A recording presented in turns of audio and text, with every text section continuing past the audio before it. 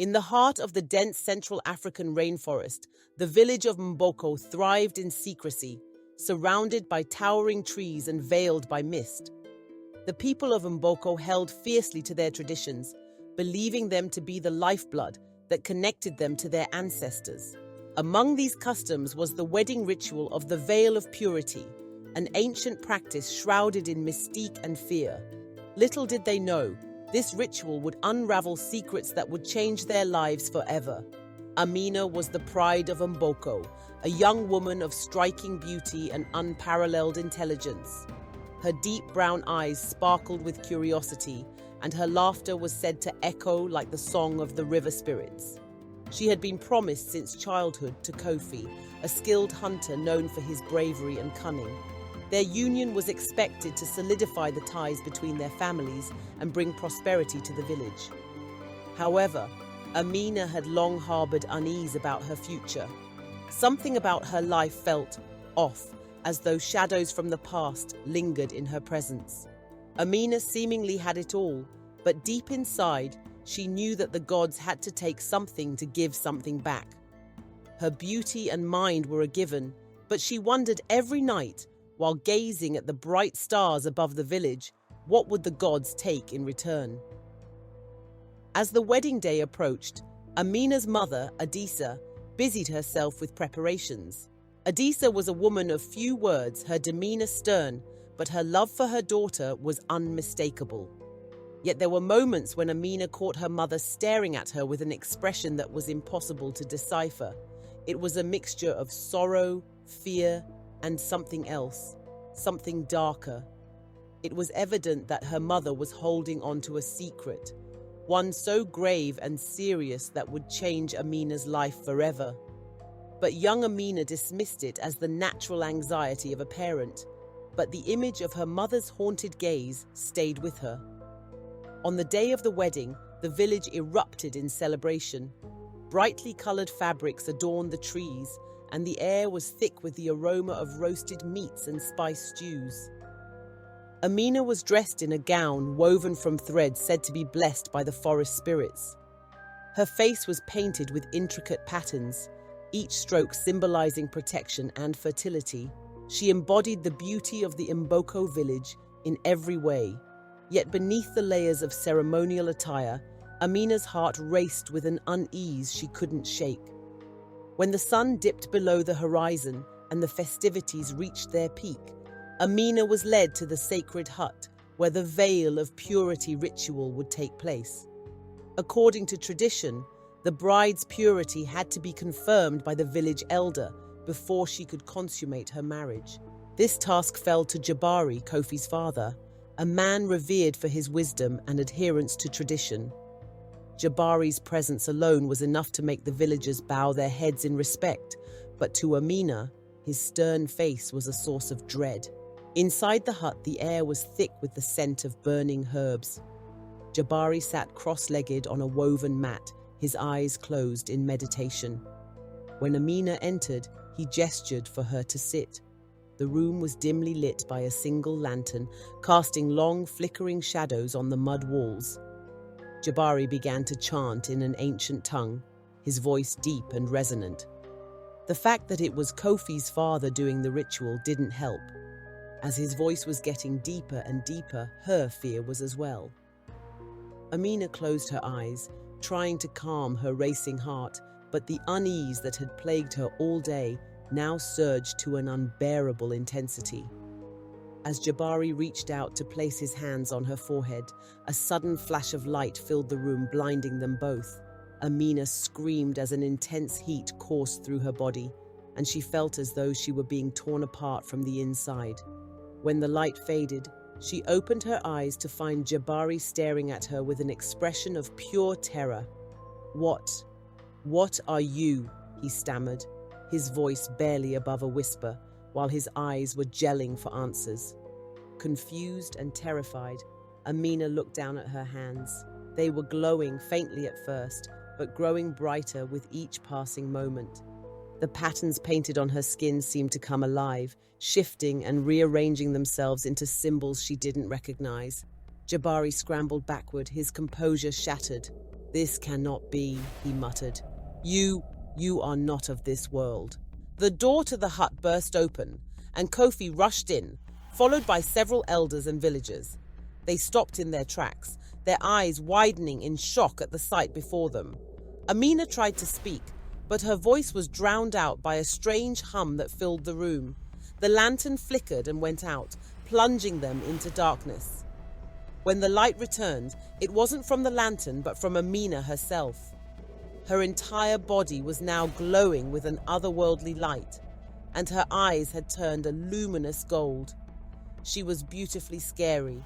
The villagers erupted into chaos, some screaming in fear, others dropping to their knees in prayer. Jabari raised his hand to silence them.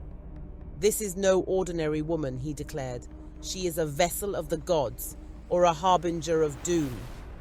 Overwhelmed, Amina fled the hut and ran into the forest, her glowing form lighting up the path ahead. She didn't know where she was going. She only knew she had to escape. The forest, usually a place of comfort and familiarity, now seemed alien and menacing. The trees whispered in voices she couldn't understand, and the ground pulsed beneath her feet as though alive. She could feel the life force of every living being in the forest. Somehow she recognized every sound, knowing exactly what was making it. When she finally stopped to catch her breath, she found herself at the edge of a clearing she had never seen before. In the center stood a massive tree unlike any she had ever encountered. Its trunk was black as obsidian, and its leaves shimmered like liquid silver. Out of all the living being in the forest, only this one wasn't making any sounds. Only this tree seemed to be a normal tree to Amina. Drawn to it, Amina approached the tree and placed her hand on its bark. Instantly, a surge of energy coursed through her, and images flooded her mind, memories that weren't her own. She saw visions of a world far beyond the stars, a place of unimaginable beauty and terror. She saw beings made of light and shadow, their forms shifting and changing like smoke in the wind. She saw a great war, the clash of forces that tore worlds apart. She saw more than she ever did in her life in the village in that split second. But that wasn't all. She also saw herself, not as she was now, but as one of them, a being of pure light, exiled to Earth for reasons she couldn't comprehend. When the visions subsided, Amina fell to her knees, trembling. The truth was undeniable. She was not human. She had been sent to this village, to this life, for a purpose she could not yet understand.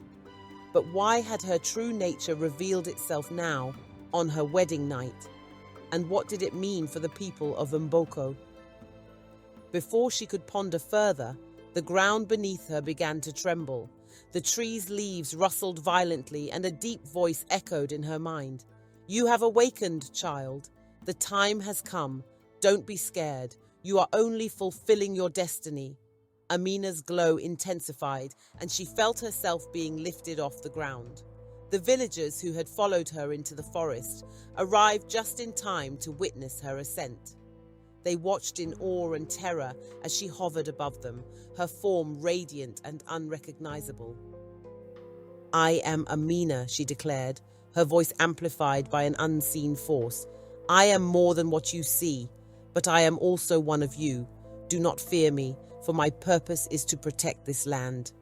The villagers fell silent, their fear slowly giving way to a mix of reverence and curiosity.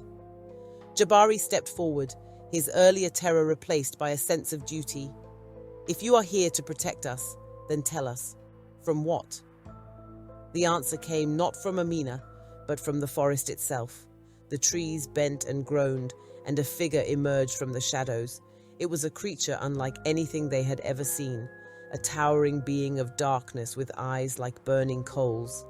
"From me," it growled, its voice like the rumble of distant thunder.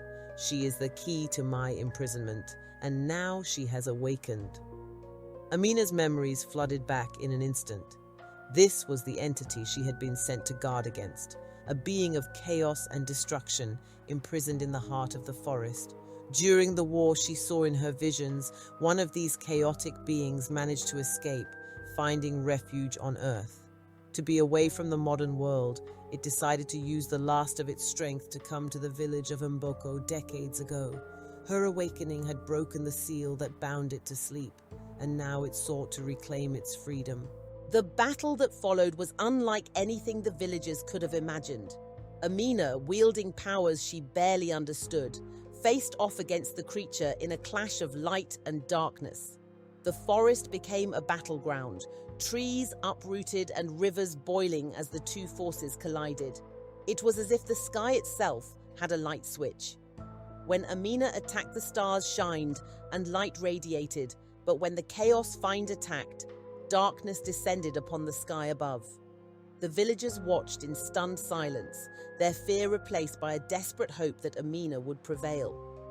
They saw what their world would look like if Amina was to lose, and quickly and instinctively knew which side to root for. When the dust settled, the creature was gone, banished back and imprisoned to its sleep by Amina's newfound strength. But the cost was great. The forest lay in ruins, and Amina herself was weakened, her glow now a faint flicker. She turned to the villagers, who looked at her with a mixture of awe and trepidation. "I am one of you," she repeated, her voice tinged with exhaustion. "But I am also more.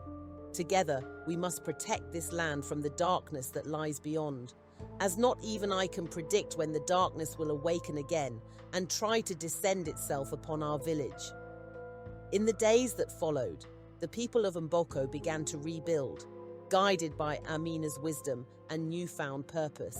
She became a bridge between worlds, a protector of her people, and a guardian of the ancient secrets hidden within the forest. And though the villagers would never forget the chaos of her wedding night, they came to see it as the beginning of a new chapter, one where the boundaries between the earthly and the divine were forever blurred. Amina remembered her thoughts about the gods bringing balance to herself, not knowing that she would be the one to bring the balance between darkness and light. Yet, the story didn't end there. As the weeks turned into months, Amina's powers began to stabilize, allowing her glimpses of the greater forces at play. She learned to listen to the whispers of the forest, which revealed more about the entity she had faced. It was not the only one of its kind. Across the world, similar beings lay dormant, bound by ancient seals created by her kind. Seals that limited the power of these fiends on Earth. Even for darkness to awaken, there must be light to illuminate it and awaken it.